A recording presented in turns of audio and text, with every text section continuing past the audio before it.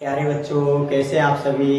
आज हम लोग क्लास 9th और 10th के वास्तविक संख्या के थ्योरी क्लास देखेंगे मैथ का, जो बहुत इम्पोर्टेंट रहेगा आप लोगों का। देखा जाए सबसे पहला चैप्टर जो आता है वास्तविक संख्या रियल नंबर, उसके बारे में पढ़ेंगे। वास्तविक संख्या पढ़ने से पहले हम लोग पढ़ेंगे क्या कहते हैं, संख्या पद्धति। संख्या पद्धति चैप्टर का नाम लिखेंगे संख्या पद्धति। अब संख्या पद्धति क्या होता है, ध्यान से समझिएगा। चैप्टर इसको इंग्लिश में कहा जाता है नंबर सिस्टम।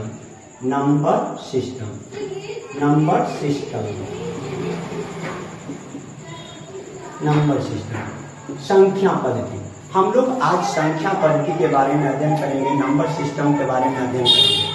नंबर सिस्टम क्या होता है, एकदम कॉन्शियस होकर ध्यान से सुनिए। गणित की वह शाखा जिसके अंतर्गत हम संख्याओं के बारे में अध्ययन करते हैं, उसे संख्या पद्धति कहा जाता है। नाम ही है संख्या पद्धति। सिस्टम मतलब बहुत सारे छोटे छोटे पार्टों को एक जगह रख करके सिस्टम बनाया जाता है। जैसे कंप्यूटर का सिस्टम होता है, तो कंप्यूटर का कीबोर्ड, यूपीएस, फिर तो बहुत सारा थिंग्स को मिला करके एक जगह एकत्रित करते हैं, तो वो सिस्टम कहलाता है।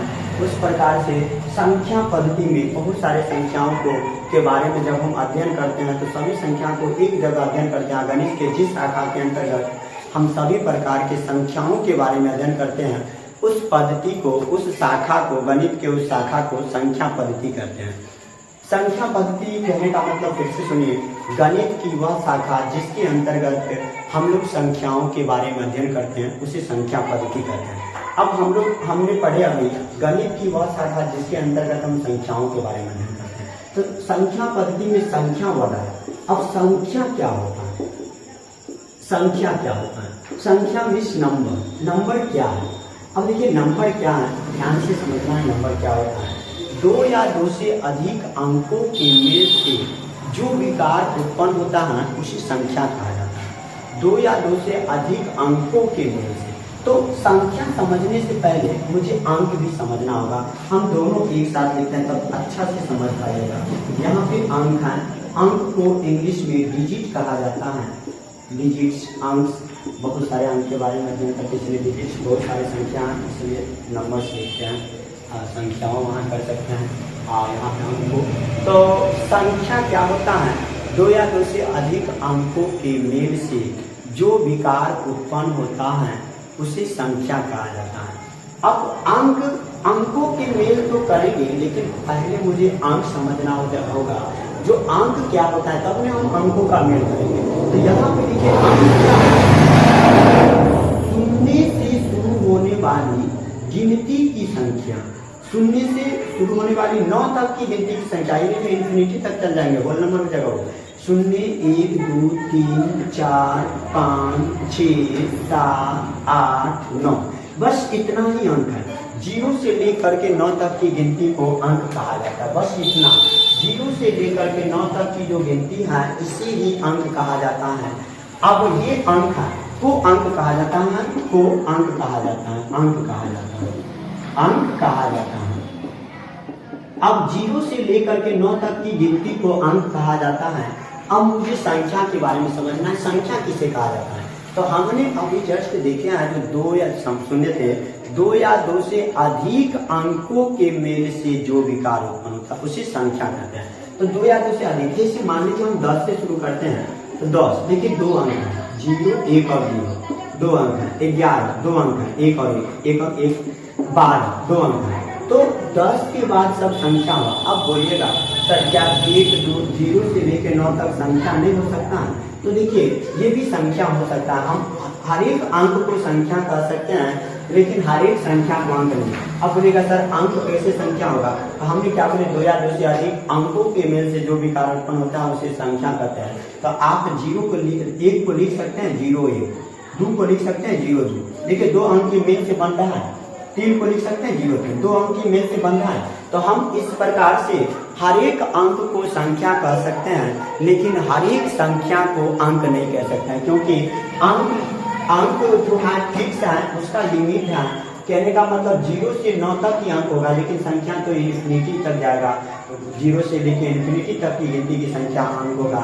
अब हमने क्या बोले, 2 या 2 से अधिक अंकों के लिए, जैसे मान लीजिए हम यहाँ पे 129 लिखते हैं, देखिए इसमें 3 अंक मिला है, तो 2 या 2 से अधिक कितनों अंकों का मेल हुआ। अगर बहुत सारे अंक को मिला करके कोई संख्या बन रहा, कोई अंक बन रहा है, एक बड़ा सा अंक डिजिट बन रहा है, तो वो संख्या कहलाता है। तो हम अभी ये भी बोल सकते हैं 2 या 2 से अधिक अंकों के मेल से संख्या होता है, और हर एक अंक को संख्या कहा जा सकता है, लेकिन हर एक संख्या को अंक नहीं कहा जा सकता है। अब हम लोग अभी संख्या और अंक के बारे में पढ़े हैं, तो वैसे अगर देखा जाए तो संख्या को हम क्या कहते हैं, 2 भाग में पढ़ सकते हैं, लेकिन संख्या का भाग बहुत है। अगर हम होल नंबर और नेचुरल नंबर के बारे में समझेंगे, जैसे एक प्राकृतिक संख्या, एक पूर्ण संख्या, उस अनुसार समझेंगे तो, और ये ऐसा नहीं है कि 2 ही प्रकार की संख्या होता है। संख्या बहुत तरह का होता है, वास्तविक संख्या, अवास्तविक संख्या, काल्पनिक संख्या जिसे कहा जाता है अवास्तविक संख्या को, परमेय संख्या, अपरमेय संख्या, सम संख्या, विषम संख्या, प्राकृतिक संख्या, पूर्ण संख्या। तो हम इसके बाद जस्ट संख्या के बाद अंक और संख्या के बाद हम पूर्ण संख्या समझते हैं, क्योंकि अंक और संख्या के बाद पूर्ण संख्या होना चाहिए। देखिए पूर्ण संख्या क्या होता है, पूर्ण संख्या ध्यान से देखिए, ये क्लास, आज की क्लास जो हो रहा है, ये सभी बच्चा के लिए जरूरत है। और क्या कहते हैं 6 से 7, 8, 9, 10 सभी बच्चा देख सकते हैं, जिनको जरूरी होगा वो। इस पूर्ण संख्या को अंग्रेजी में होल नंबर कहा जाता है। पूर्ण संख्या को अंग्रेजी में होल नंबर कहा जाता है, होल नंबर्स। अब देखिए पूर्ण संख्या क्या होता है, शून्य से शुरू होने वाली गिनती की संख्या को पूर्ण संख्या कहा जाता है। आप लोग गिनती करते होंगे, गिनती जब भी कराते हैं छोटे में बच्चा जब होंगे उस टाइम में स्कूल में गिनती कराते होंगे, गिनती में 1 से शुरू करते हैं, लेकिन उसी गिनती में जैसे मान लीजिए हम गिनती करते हैं 1 2 3 4 5 ऐसे करके गिनती जाते हैं, लेकिन इसी गिनती में अगर हम सबसे पहले 0 बोल देते हैं तो ये पूर्ण संख्या हो जाता है। अगर जो गिनती कर रहे हैं 1 से गिनती शुरू करते हैं, उसी 1 से गिनती जो स्टार्ट करते हैं, उस 1 की गिनती शुरू करने में अगर हम शुरू में 0 बोलते हैं, अगर उस गिनती को हम शुरू से 0 से शुरू करेंगे तो वह पूर्ण संख्या हो जाता है। पूर्ण संख्या फिर से समझिए, शून्य से शुरू होने वाली गिनती की संख्या को पूर्ण संख्या कहा जाता है। अगला नंबर पॉइंट, पूर्ण संख्या का अंग्रेजी नाम होल नंबर होता है, इसीलिए पूर्ण संख्या को W से सूचित किया जाता है। पूर्ण संख्या को अंग्रेजी में होल नंबर कहा जाता है, और होल नंबर का पहला अक्षर W है, इसीलिए पूर्ण संख्या को हम लोग W से सूचित करते हैं। पूर्ण संख्या को हम लोग W से सूचित करते हैं। पूर्ण संख्या के बाद, होल नंबर के बाद हमें समझना है प्राकृतिक संख्या, मतलब नेचुरल नंबर। प्राकृतिक संख्या समझना है, प्राकृतिक संख्या क्या होता है, एकदम कंसेप्ट होकर समझिएगा। प्राकृतिक संख्या या प्राकृतिक संख्या जो भी बोले, जो होता होगा देख लीजिएगा। प्राकृतिक संख्या देखिए क्या होता है, प्राकृतिक संख्या को अंग्रेजी में नेचुरल नंबर कहा जाता है, नेचुरल नंबर्स, नेचुरल नंबर्स। प्राकृतिक संख्या, प्राकृतिक संख्या क्या होता है, एकदम कंसेप्ट होकर समझिए। प्राकृतिक संख्या अभी जस्ट हम बोले हैं, गिनती की संख्या में अगर शून्य लगा देते हैं तो पूर्ण संख्या, अगर डायरेक्ट हम बोलेंगे गिनती की संख्या तो वह होता है प्राकृतिक संख्या होता है। मतलब गिनती की संख्या को प्राकृतिक संख्या कहा जाता है। गिनती की संख्या मतलब गिनती की संख्या कहाँ से चालू होता है, तो 1 2 3 4 5 6 सो ऑन। ये जो गिनती की संख्या है, ये गिनती की संख्या प्राकृतिक संख्या होता है। फिर से समझिए, पूर्ण संख्या क्या होता है, शून्य से शुरू होने वाली गिनती की संख्या को पूर्ण संख्या कहा जाता है, और डायरेक्ट गिनती की संख्या को प्राकृतिक संख्या कहा जाता है। कहने का मतलब अगर हम गिनती शून्य से चालू करते हैं तो वह पूर्ण संख्या हुआ। अगर हम गिनती शून्य से नहीं चालू करके 1 से चालू करते हैं, अगर 1 से गिनती करते हैं तो वह प्राकृतिक संख्या होता है। गिनती अगर 1 से चालू किया जाए तो वह प्राकृतिक संख्या होता है, अगर गिनती शून्य से चालू किया जाए तो वह पूर्ण संख्या होता है। और प्राकृतिक संख्या को हम लोग प्राकृतिक संख्या को अंग्रेजी में नेचुरल नंबर कहा जाता है, और इस नेचुरल नंबर का पहला अक्षर M होता है। नेचुरल नंबर का पहला अक्षर M होता है, इसलिए हम नेचुरल नंबर को N से सूचित करते हैं। नेचुरल नंबर को n, नेचुरल मतलब प्राकृतिक संख्या, कैपिटल n, सिंबल हमेशा W भी कैपिटल देंगे, होल नंबर के लिए जो पूर्ण संख्या है उसका सिंबल भी W जो लिखे हैं ये कैपिटल W देंगे, और नेचुरल नंबर प्राकृतिक संख्या का भी पहला अक्षर n है नेचुरल नंबर, तो प्राकृतिक संख्या को भी सूचित करेंगे तो कैपिटल n। बहुत अच्छा क्या करता है जल्दीबाजी में स्मॉल n कर देता है, ऐसा नहीं करना है। सिंबल को आप चेंज नहीं कर सकते हैं, सिंबल फिक्स रहता है, जो है वही रहेगा, उसको आप अपना मन से कुछ नहीं कर सकते हैं। तो होल नंबर को W से सूचित किया जाता है और नेचुरल नंबर को n से सूचित किया जाता है। नेचुरल नंबर को n से सूचित किया जाता है और होल नंबर को W से सूचित किया जाता है। हम लोग अब अभी देखेंगे क्या W मीन्स ये होल नंबर और प्राकृतिक संख्या मीन्स ये गिनती की संख्या। अगर गिनती की संख्या क्या कहते हैं एक से शुरू होता है तो वो प्राकृतिक संख्या हुआ, अगर गिनती की संख्या शून्य से शुरू होता है तो वो पूर्ण संख्या हुआ।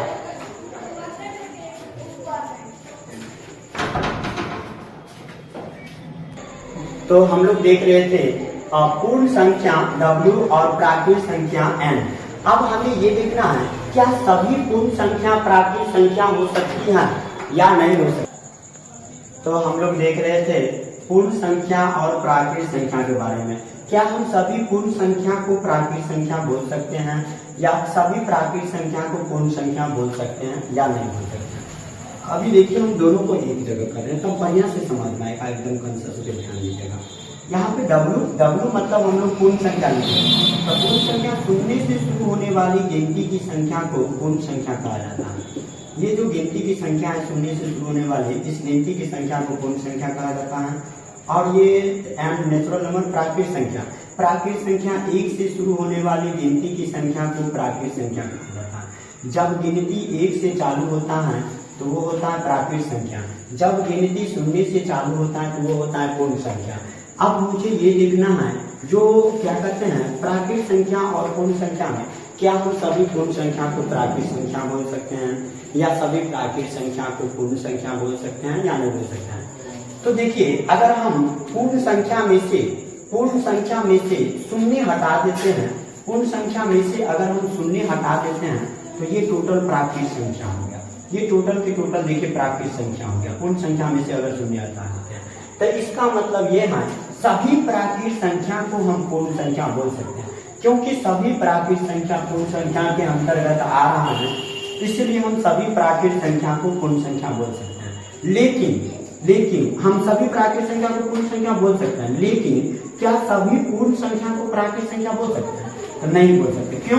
क्योंकि शून्य इसमें है लेकिन शून्य इसमें नहीं है। तो देखिए इसका हर एक इसमें था, इसलिए इसका प्रत्येक प्राकृतिक संख्या को पूर्ण संख्या बोले, लेकिन सभी पूर्ण संख्या को प्राकृतिक संख्या इसलिए नहीं बोल सकते क्योंकि शून्य इसमें है लेकिन इसमें नहीं है। तो हम यहाँ पे लिख सकते हैं सभी प्राकृतिक संख्या पूर्ण संख्या होता है लेकिन सभी पूर्ण संख्या प्राकृतिक संख्या नहीं। आगे देखते हैं।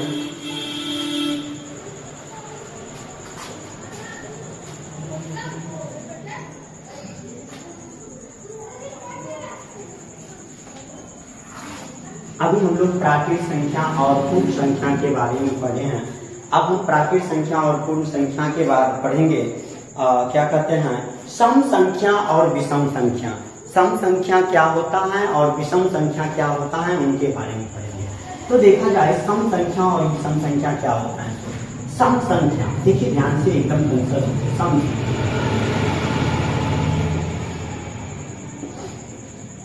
या संपूर्ण पूर्णांक।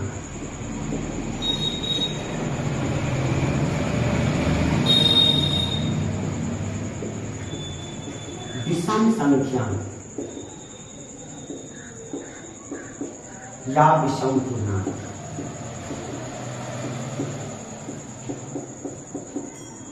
इसको अंग्रेजी में इवन नंबर कहा जाता है। इवन नंबर, इसको अंग्रेजी में ऑड नंबर कहा जाता है या ऑड इंटीजर, वहां भी इवन इंटीजर भी बोल सकते हैं। तो ध्यान जब बोलेंगे तब। तो देखिए सम संख्या और विषम संख्या क्या होता है एकदम ध्यान से समझिएगा।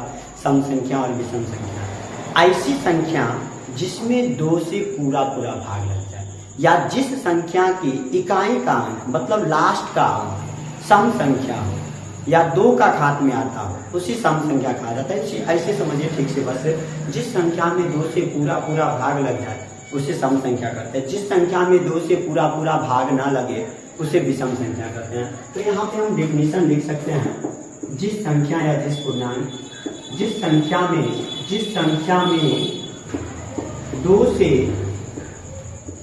पूरा पूरा भाग लग जाए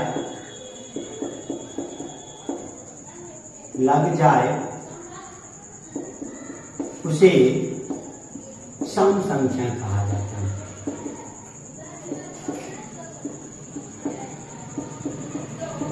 जिस संख्या में 2 से पूरा पूरा भाग लग जाएगा उसे सम संख्या कहते हैं। और यहाँ के लिए जिस संख्या में 2 से पूरा पूरा भाग ना लगे उसे विषम संख्या कहा जाता है। नहीं लगेगा, अगर भाग लग गया तो सम संख्या, भाग नहीं लगे तो उसे विषम संख्या कहा जाता है। ना लगे उसे विषम संख्या कहा जाता है।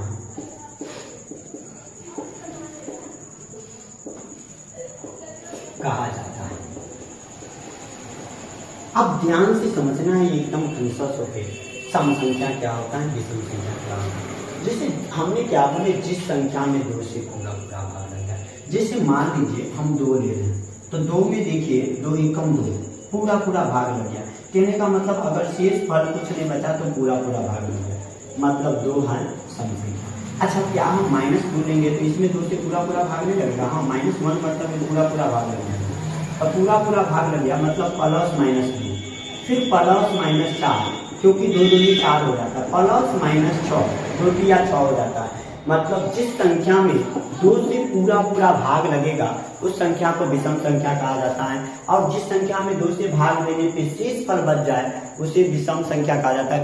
अभी शायद हम उल्टा बोल दिया, जिस संख्या में 2 से पूरा पूरा भाग लग जाए उसे सम संख्या कहा जाता है। तो आप बोलिएगा सर +2 होगा, -2 नहीं होगा, तो -2 में क्या -1 मतलब भाग नहीं लग रहा, -2 निकालना है तो 2 से भाग दीजिए।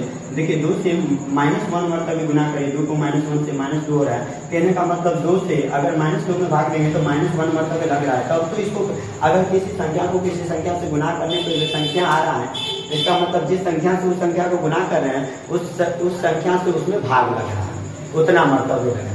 तो यहाँ पे -2 +2 दोनों होगा, क्योंकि -2 में भी तो -1 मरतबे भाग लगा है, -4 में भी तो लगेगा भाग 2 से, -2 मरतबे 2 दूनी 4 +-4, चिन्ह नीचा घटा होता है तो चिन्ह बदल जाता है 0।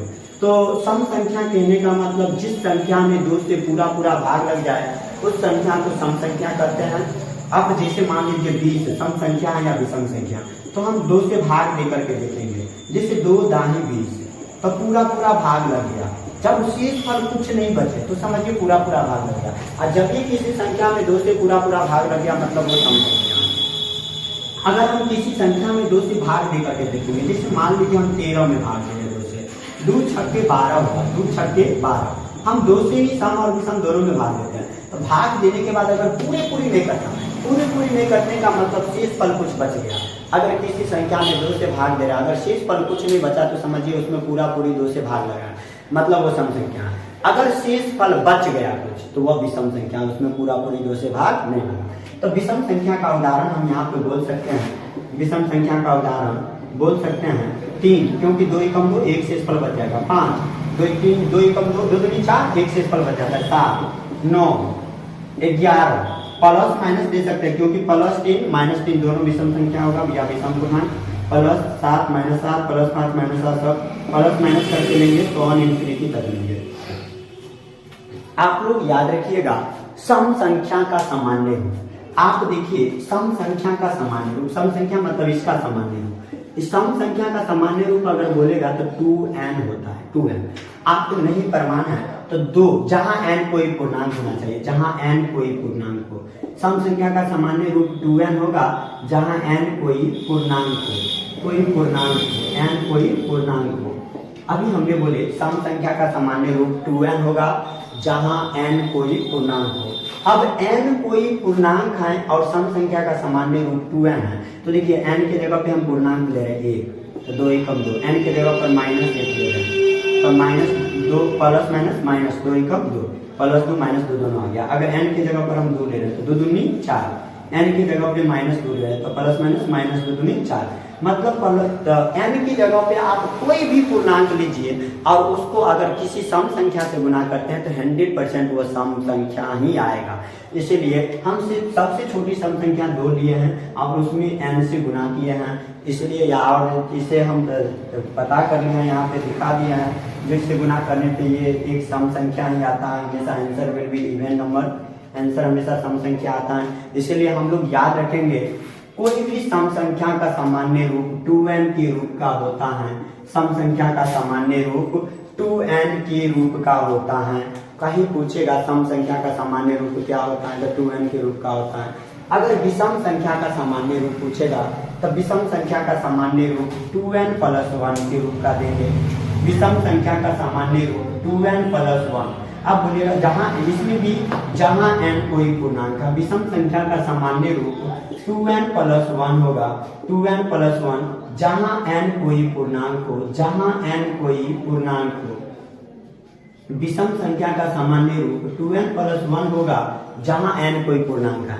आप बोलिएगा सर हम नहीं समझे ये n पूर्णांक होने से विषम संख्या कैसे हो जाएगा। अब हम एक सीधी सी एग्जांपल दे रहे हैं, n की जगह पे 1 रखिए तो 2 गुना 1 प्लस 1, 2 एकम 2 प्लस 1 तो 3 हो गया। देखिए विषम संख्या आ गया। अगर हम n की जगह पे कोई पूर्णांक मान लीजिए हम 2 ले रहे हैं तो ये 1 जोड़ेंगे तो 2 दूनी 4 आए 5। देखिए विषम संख्या A to Z विषम संख्या आएगा। इसलिए सम संख्या का सामान्य रूप 2n होगा, सम संख्या का सामान्य रूप 2n होगा और विषम संख्या का सामान्य रूप 2n प्लस 1 के रूप का होगा। आज की क्लास इतने पे एंड किया जाता है। अगला क्लास इसी से जस्ट आगे बढ़ाया जाएगा। आप लोग सभी देख लीजिएगा, थ्योरी का क्लास है और समझना जरूरी है, बेस्ट क्लास है। आप लोग देख के सब्सक्राइब जरूर कर दीजिएगा, लाइक और शेयर भी कर दीजिएगा। आज के लिए धन्यवाद।